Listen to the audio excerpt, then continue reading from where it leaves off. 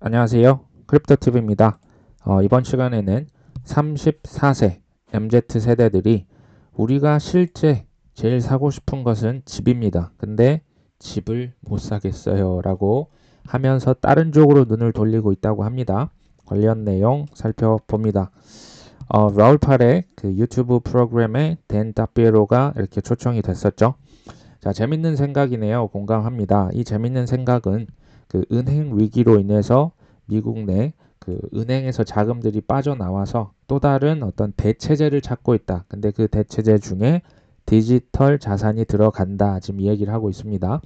자, 당신이 뭐 34살 남자 청년이라고 한번 해봅시다. 당연히 자산을 사고 싶겠죠.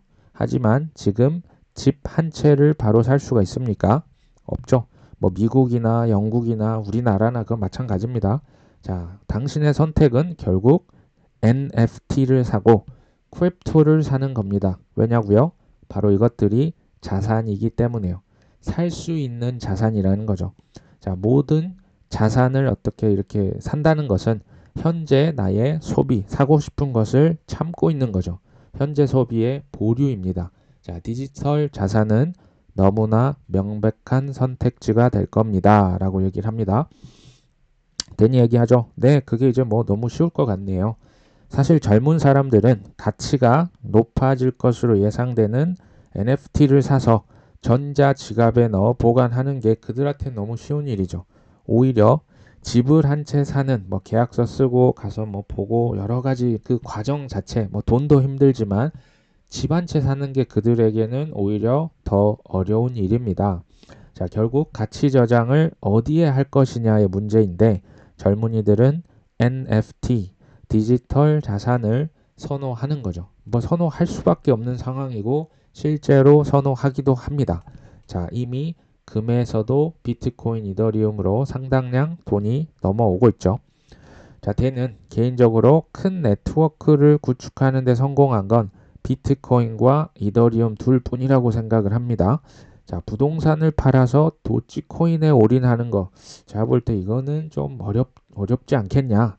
자, 라울이 끼어들죠. 젊은 사람들은 집 한 채를 이렇게 소유하는 게 불가능하기 때문에 대체제를 찾고 있는 거죠. 그래서 이들은 디지털 부동산을 사기도 합니다. 근데 디지털 부동산은 돈이 없기 때문에 자, 전체가 아니라 부분 매수를 하기도 한다. 자, 이게 빌딩이 뭐 100억 원이라고 치면요. 이거를 100개, 1000개, 만 개로 분할을 해서 그 중에 100만 원, 1000만 원을 살 수는 있겠죠. 이런 식으로 젊은 세대들은 부동산을 사기도 합니다. 실제로 일어나고 있죠. 자, 그간 해치 펀드들이 모두 들어왔다가 코인 업계를 떠난 이유가 뭐겠냐? 가격이 일직선으로 올라가지 않았기 때문이다. 괜히 뭐 공감하죠. 맞다. 어떻게 가격이 일직선 수직 상승을 할 수가 있겠냐? 나는 투자업계에 30년 있었다. 나는 프로페셔널이라고 생각을 하는데 이 크립토는 가장 어려운 투자 부문이라고 생각한다. 자, 더 큰 문제는 나는 프로지만 돈을 내게 맡긴 투자자들이 모두 아마추어라는 점이죠. 예를 들면 뭐 FTX다, 테라루나다, 뭐 연준에서 금리를 올린다 하면 바로 내 돈 내놔 하고 요청을 하겠죠. 그렇기 때문에 본인이 좀 힘들었던 것 같아요. 자, 일반 투자자들이 견디기 너무너무 힘든 시장이 바로 크립토 시장이라고 얘기를 합니다. 우리 모두 잘 알고 있죠. 자, 그래서 나는 내 크립토 헤지 펀드 운영 전략을 밤에 잠 잘 자기라고 이름을 붙인 거죠. 뭐 sleep well at night라고 밤에 잠을 잘 잡시다. 제발 잠을 잡시다. 막 일어나서 내 돈 내나 하지 말고 잠을 잘 자야 한다. 자, 실제로 내 고객 중에는 수천만 달러를 맡기고 잘 버티고 있는 분들 꽤 있다. 자, 5년 후, 10년 후 큰 부가 이루어지는 것을 보겠지만 실제 현실은 투자자들의 탭, 이제 항복하는 거죠. 나 풀어달라고, 나 이제 항복, 사인을 우리는 더 많이 보고 있죠. 하지만 뭐 2024년도 내년 하반기 이제 반감기가 지나겠죠. 25년도 언젠가 비트코인 10만 달러, 뭐 우리 돈 뭐 1억 3천만 원 정도는 어렵지 않을 것이라고 생각한다라고 하는 거죠. 실제로 보시면 Sleep Well at Night Strategy라고 실제로 썼습니다. 제발 밤에는 깨서 돈 달라고 하지 말고 잘 주무십시오라고 얘기를 하고 있죠. 자, 라울이 마지막 질문이라고 하네요. 당신의 회사 이름이 10T 홀딩스. 그러니까 10T, 그러니까 이건 10 trillion dollars인데요. 우리 돈으로 치면 1.3경 원이 되는 큰 돈이죠. 근데 이제 크립토 이게 시가총액을 얘기합니다. 많이 늘어날 것이다 라고 생각해서 이름을 이렇게 지었는데 이 이름이 좀 뒤떨어진 것 같다. 이게 무슨 얘기냐면요.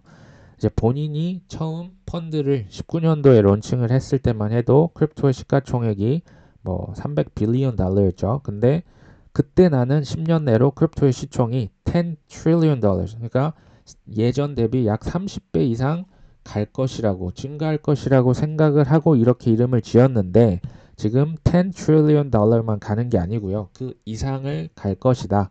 너 이름 잘못 지었다라는 걸 지금 라울이 약간 유머조로 얘기를 하는 겁니다. 하지만 얼마 지나지 않아서 아 내가 이름 잘못 지었구나라는 생각이 들었다고 합니다. 그리고 자기가 2021년 어떤 컨퍼런스 패널 참석을 했는데 실제로 Crypto will more than 30x죠. 30배 이상 늘어날 것이다 하고 이름을 10T, 10 trillion dollars holdings라고 했죠. 자, 여기 이제 그 컨퍼런스에 초대가 됐습니다. 이 세 명이 사실 다 되게 이 업계 유명한 크립토 헤지 펀드 운영 대표 CIO로 있습니다. 근데 그 패널 토론의 마지막 질문이 되게 재밌었다. 앞으로 디지털 자산 총 시가총액이죠. 이게 얼마나 될 것 같습니까? 라는 질문이었습니다. 그때 댄 모헤드, 이건 판테라 캐피탈의 대표인데요. 갑자기 50T라고 외치는 게 아닌가. 50T는 우리 돈으로 하면 7경원입니다. 옆에 듣고 있던 마크 유스코, 여기는 모건 캐피털 CIO인데요. 나는 30T다 라고 외쳤다고 하네요. 30T는 4경원입니다. 자, 원래 자기는 이제 이름이 10T죠. 10T가 1.3경원이요 라고 말하려고 했는데 졸지에 내가 가장 비관주의가 됐다고 합니다. 그래서 에이 나는 그러면 20T요라고 외쳤다고 하죠. 20T만 해도 2.6경원이죠. 지금 여기 보이는 본인이 가장 비관주의자가 됐다는 재미있는 얘기를 하네요. 사실 뭐 그들이 맞을 수 있죠. 근데 이제 중요한 건 뭐냐? 우리는 그 타이밍을 정확히 맞출 수 없다는 것이죠. 자, 나는 처음부터 10년을 생각하고 계획을 했죠. 지금 포트폴리오 거의 그대로 들고 간다고 합니다. 자, 라울에게 갑자기 질문을 하더라고요. 자, 당신은 2013년 그 전부터 비트코인 상승론자였다. 지금 투자 적기라고 생각을 하냐? 자, 라울은 바로 맞다고 생각을 합니다. 위험을 감안한 보상 측면에서 크립토가 역대 최고라고 생각한다. 자, 위험이 있습니까? 없습니까? 위험이 있어요. 근데 그 위험을 감안한 보상이 크다는 거죠. 그러니까 이런 지금 경우에는 코인 같은 경우는 사실 특히 알트코인은 본인이 감당할 수 있는 금액만 넣고 그게 잃으면 50만 원, 100만 원 날리고요. 그게 오르면 30배, 60배, 100배가 오른다. 지금 그렇게 크립토를 생각하고 있다고 보시면 됩니다. 자, 현재 근데 위험은 지금 사실 좀 줄었다. 보상은 unknown, 아직 알 수는 없지만 엄청나게 커질 것으로 라울은 생각을 하고 있네요. 자, 매크로 경제 역사를 또 흐름을 살펴보면 비트코인은 결국 100만 달러, 우리 돈 13억 원까지는 갈 거라고 생각을 하고 있습니다. 언제 갈 거냐고요? 저는 전혀 모릅니다. 지금은 뭐 가격이 3만 달러도 안 되죠. 하지만 결국 13억 간다는 거죠. 하지만 비트코인보다 더 가격이 오르는 자산들도 많이 있을 것이다. 자, 실제 라울과 여기 지금 그 댄은 모두 이더리움을 다량 보유를 하고 있습니다. 둘 다 비트보다 이더리움을 좀 더 선호를 하는 것을 인터뷰를 하면 살펴보실 수가 있습니다. 자, 내가 말하고 싶은 것은 지난 2017년 ICO 사기가 뭐 이렇게 얼룩을 졌죠. 그때 판을 쳤던 과거와는 달리 지금은 이 크립토 업계에 훨씬 더 많은 돈이 들어왔고요. 생태계가 구축이 됐고 더 많은 활용 케이스들이 뭐 지금 점점 많아지고 있다.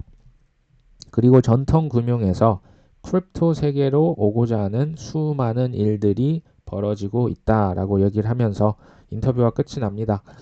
제가 이전에 말씀드렸다시피 뭐 월가의 은행들, 신용카드, IT, 유통, 물류, 스포츠, 음악, 미술, 뭐 소셜미디어, 식음료까지 뭐 심지어 뭐 스타벅스까지 다 지금 크립토와 블록체인, NFT 다 들어오고 있죠. 인프라를 먼저 지금 깔고 있는 거죠. 제가 볼 때는 뭐 거의 뭐 끝난 기업들도 많이 있습니다. 하지만 그 기업의 어떤 돈을 벌기 위해선 규제가 당연히 들어와야 되고요. 법이 있어야 되는데 일부러 누군가 지연을 시키고 있겠죠. 자, 우리가 투자하고 있는 자산이 아직도 너무나 초창기라는 생각은 듭니다. 하지만 글쎄요, 25년 뭐 그렇게 멀게 남지는 않았죠. 우리가 이런 것들 공부하면서 잘 준비하고 기다리면 좋을 것 같습니다. 오늘 방송 여기까지 합니다. 끝까지 시청해 주셔서 감사합니다.